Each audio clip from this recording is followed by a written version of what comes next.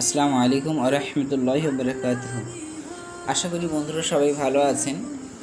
নিয়মিত টিউটোরিয়ালের মতো আজকে টিউটোরিয়ালেও আমরা উপস্থিত হয়েছি। আমরা এর আগে ফটোশপ সম্পর্কে জানছিলাম। প্রথম টিউটোরিয়ালে আমরা মূলত যেটা শিখেছিলাম বিভিন্ন টুলসের বিষয়গুলো। আজকে আমরা জানব যে একটা ফটো দিয়ে আমরা মূলত আজকে শিখব বিষয়টা। তো টুলস বিষয়ে আমি যে কটা জিনিস বলেছিলাম তার ভিতরে যদি কোনো বন্ধুর প্রশ্ন থেকে থাকে আমাদের আগের ভিডিওটা আপনারা দেখে নেবেন, এবং তাতে যদি কোনো সমস্যা ফেস হয় অবশ্যই আপনারা কমেন্ট বক্সে কমেন্ট করবেন, আমি আবার ইনশাল্লাহ বলে দেওয়ার চেষ্টা করব। তো বন্ধুরা চলুন জেনে নেওয়া যাক তাহলে আজকে আমরা এটা কীভাবে একটা পাসপোর্ট সাইজ ফটো করব। তো আমি ধরে নিচ্ছি একটা বিগিনার হিসেবে, তো সেই হিসেবে মানে কি করবেন, সবথেকে সোজা পদ্ধতি কি আছে আমি সেটা আপনাদেরকে দেখাবো। তো মনে করুন আমার একটা ফটো পাসপোর্ট সাইজ করতে হবে। মনে করুন এই ফটোটাকে আমি পাসপোর্ট সাইজ করব। তো এটাকে আমি এখন ডাউনলোড করব। ডাউনলোড করে এটাকে আমি পাসপোর্ট সাইজ করে আপনাদেরকে দেখাবো। তো বন্ধুরা এই ফটোটাকে আমি পাসপোর্ট সাইজ করে আপনাদেরকে এখন দেখাবো। তো পাসপোর্ট সাইজ ফটো বানানোর জন্য আমাদের যে করণীয় কাজ, আপনাকে প্রথমে সফটওয়্যারটা ওপেন করে নিতে হবে, ফটোশপ সফটওয়্যারটা। এরপর আপনি ফাইলে গেলেন, পুরো ফার্স্ট অপশান যেটা ফাইল আছে সেখানে গেলেন, তারপরে ওপেন। আপনি যদি ডাইরেক্ট কন্ট্রোল করতেন তাও খুলে যেত। তো ওপেন আমি গেলাম। এরপরে আমি যে ফটোটা করতে চাইছি সেটা হচ্ছে এই ফটোটা।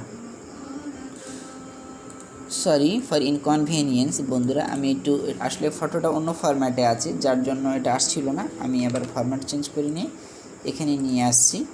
তো এখন এসে গিয়েছে।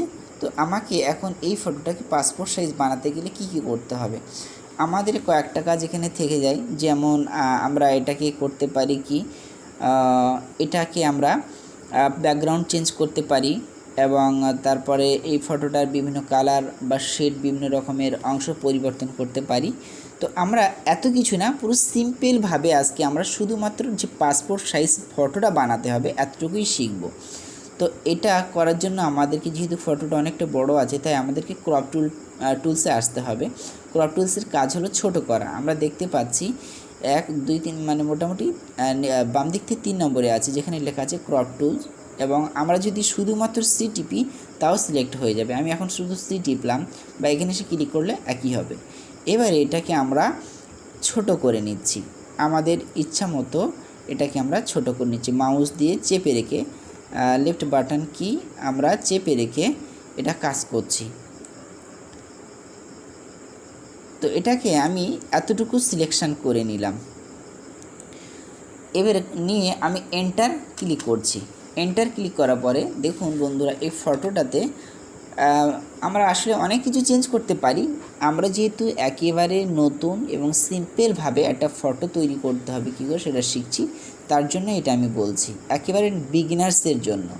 তো বন্ধুরা এবারে ফটোটার মোটামুটি এর অরিজিনাল কালারটা নেওয়ার জন্য আমাদের যেখানে আসছে ইমেজ অপশান, পুরো উপর দিকে প্রথম ফার্স্ট লাইনে যেখানে ফাইল, এডিট, ইমেজ, এই ইমেজ অপশানে আপনারা আসবেন। কিন্তু অটো কালার করে নিতে পারেন। অটো কালার করলে আপনারা দেখছেন যে পিকচারে একটা পরিবর্তন আসছে। আমি একটু বড় করে দেখাই, দেখুন পিকচারে একটা পরিবর্তন এসছে। এইটা হচ্ছে অটো কালার করার পরে, আর এটা ছিল অটো কালার করার আগে। তো এছাড়া আপনি অন্যান্য অপশান আছে, সেগুলো আমরা শিখব। তো বন্ধুরা এবারে আমরা অটো কালার করার পরে একটু আমরা এটাকে বেশি সাদা করতে চাইছি, হোয়াইট করতে চাইছি। তার জন্য আমাকে যেটা করতে হবে কন্ট্রোল এম। এছাড়া অন্যান্য পদ্ধতি আছে, আমরা একটু শর্টকাট শিখে নিলেই ভালো। তাই কন্ট্রোল এম চাপলাম। এরপরে আমরা যে গ্রাফটা দেখছেন ডান দিকে, এটা আমি মাউসটাকে চেপে রেখে উপর নিচু করছি। আমি একটু যখন উপরে দিচ্ছি তখন সাদা হচ্ছে, নিচে দিচ্ছি তো লাইটটা কমে যাচ্ছে। তো আমি মনে করুন এই এতটুকু কালার নিতে চাইছি। নেওয়ার পরে ওকে করে দিলাম। এবারে আমি যেটা করব সেটা হচ্ছে কন্ট্রোল এ চাপলাম। কন্ট্রোল এ চাপার পরে কন্ট্রোল সি করলাম। কন্ট্রোল সি করার পরে আমি কন্ট্রোল এন করলাম, মানে নতুন পেজ করছি আর কি। নতুন পেজ খোলার জন্য আমি এখান থেকে যেটা করব, ইন্টারন্যাশনাল পেজ মানে A4 পেজটা আমি বেছে নিলাম। এখানে এসে আমি সেটাকে Ctrl V করে দিলাম, মানে পেস্ট করলাম। এরপরে এই ছবিটা দেখছেন, এটা যদি আমরা এইভাবে দিই তো কানাটা এরকম দেখাবে, একটু মানে বোচা বা ন্যাড়াপানা দেখাবে। তার একটু সৌন্দর্য করার জন্য আমাদের ডান দিকে যেটা দেখছেন, মানে ডান দিকের অপশানে যেখানে আমার এই মাউসটা এখন বর্তমানে আছে, এই মাউসটা যেখানে আছে, আমি বন্ধুদের একদম মেনশন করার জন্য আমি একটু আপনাদেরকে বলে দিই তাহলে। সেটা হচ্ছে দেখুন, এই যে এই লেয়ারটা যেটা দেখছেন, লেয়ার 1, তারপর নিচে আছে ব্যাকগ্রাউন্ড। এই লেয়ার 1 এবং ব্যাকগ্রাউন্ড, আপনাদের আসলে বিষয়টা হচ্ছে ফটোর ভালো কাজ করতে গেলে সর্বপ্রথম লেয়ার সম্পর্কে আপনার খুব ভালো ধারণা থাকতে হবে, তারপরেই আপনি একটা কাজকে ভালো শিখতে পারবেন। তো আমি যেহেতু খুব শর্টকাটে বলার চেষ্টা করছি, তাই আমি ভিডিওটাকে খুব বাড়াচ্ছি না। আপনার এই লেয়ার 1 মানে ফটো 1-এর এই লেয়ার এখানে এসে আমাকে ক্লিক করতে হবে। আমি সেটা করব রাইট ক্লিক। তো আমি এখন সেটা করে দেখাবো বন্ধুরা।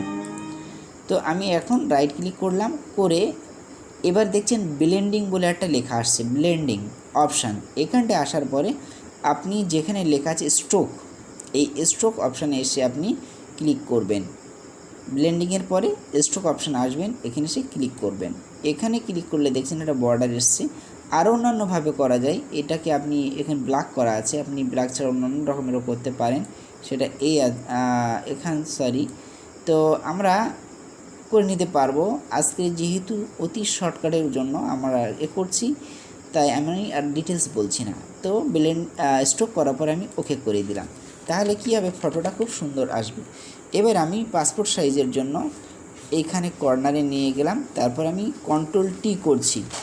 Ctrl+T করে এখান থেকে, ওয়ালাইকুম আসসালাম রহমতুল্লাহি ওয়া বারাকাতুহু, আপনি এখান থেকে Ctrl+T করে নিজের ইচ্ছাতি মতো এটা চেঞ্জ করতে পারেন। তো আপনার চোখের সাইজে মনে করুন এক লাইনে সর্বোচ্চ 7টা ফটো ধরবে, সর্বোচ্চ 7টা ফটো। তো আমি সর্বোচ্চ যদি আপনি 7টা ঠিকঠাক ধরাতে পারেন, তো সেটা আপনার মোটামুটি একটা পারফেক্ট রেঞ্জে চলে আসে। তো বন্ধুরা, আমি এখন সেটাই আপনাদেরকে করে দেখাচ্ছি। তো এখন আমি এবার যেটা করছি, অল্ট চাপছি, অল্ট চেপে এবার মাউসকে চেপে ধরে টেনে টেনে নিচ্ছি। মাউসকে চেপে রেখে আমি এটা টানলাম, তারপর আমি 7টা ফটো মোটামুটি ফিট করে দিচ্ছি। তাহলে এইভাবে আমি 7টা ফটো টেনে দিলে পরে আমার পাসপোর্ট সাইজ ফটো তৈরি হয়ে যাবে। আপনি এক লাইনে 6টা ফটোও ধরাতে পারেন, কিন্তু এক লাইনে ম্যাক্সিমাম 7টা ফটোই ধরে। তো 2, 4, 6টা আছে, আপনি 6টাও ধরাতে পারেন একটু শুরু করে দিয়ে। আপনি ম্যাক্সিমাম যদি ধরাতে চান তাহলে সর্বোচ্চ 7টা ধরবে। তবে আপনি যদি অ্যাকিউরেট করতে চান তাহলে আপনি সেক্ষেত্রে আপনার 6টা ফটো ধরালেই ভালো। তো আপনি 7টাও ধরাতে পারেন, তাহলে এটা আমার পাসপোর্ট সাইজ ফটো তৈরি হয়ে গেল। তো বন্ধুরা, এই পাসপোর্ট সাইজেরও অ্যাকিউরেট মাপ দেওয়া যায়। তার জন্য আমি বলে দিই কী করবেন। আপনারা এইখানে আগের ফটোতে ফিরে আসছি। এই ফটোর অ্যাকিউরেট মাপ দেওয়ার জন্য মনে করুন পাসপোর্ট সাধারণত ফটো হয় 2.5 ইন্টু 4.5, মানে আপনার লম্বাতে হবে 4.5 এবং আড়েতে হবে 2.5, তো 3.5 হবে। তো যদি সেটা আমরা করি, তাহলে বন্ধুরা আমাদের ক্রপ টুলে আসতে হবে। আসার পরে এখানে দেখছেন এই যে আমার সাদা যে হোয়াইট ঘরটা হলো, তারপরে এখানে আমি একটু আপনাদেরকে মেনশন করে দিই। তো বন্ধুরা, এই যে এখানটায় এই ঘরটাতে আপনার হাইট এবং উইথের মাপটা এখানটায় দিতে হবে, এখানটা আপনারা দিয়ে দেবেন।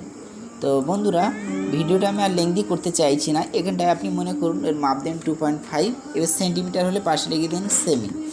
এবারে এখানে মনে করুন উইথে তাহলে 4.5, তাহলে এটা মনে করুন আপনার সেমিতে, তাহলে এবার এটা হলো। এবার এন্টার করবেন, আপনি এন্টার মারলে আপনার এটা ফটোটা মেন সাইজে চলে আসবে, তাহলে পুরো পারফেক্ট সাইজে আসবে। তো আমরা এটা 3 এবং 4.5 করব। তো তাহলে দেখছেন এটা মোটামুটি। এবার আপনি এই যে আমি সরিয়ে নিয়ে পুরো বসিয়ে দিলাম, এন্টার করলাম, তাহলে এটা একদম পারফেক্ট